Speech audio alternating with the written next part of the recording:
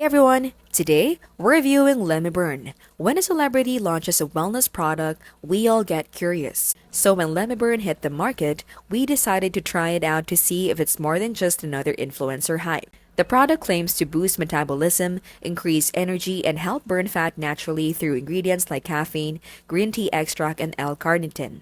On the surface, it sounds promising, but after using it consistently, we notice it behaves more like a strong energy booster than a true fat burner.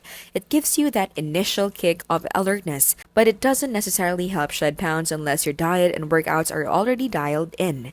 The pros: it tastes great, it's vegan friendly, and the packaging looks aesthetic, which we appreciated. Plus, it's gentle on the stomach compared to harsher fat burners. However, the cons are hard to ignore. It's pricey for what it does, and you can find similar formulas for less. The caffeine content may cause jitters, especially if you're sensitive. And there's not enough clinical research to support some of the blend's claim. So overall, Lemon Burn works as a mild metabolism support product, but not as a standalone fat loss solution. It's more lifestyle oriented than performance driven. This has been how to really keep it smart and simple and scam free.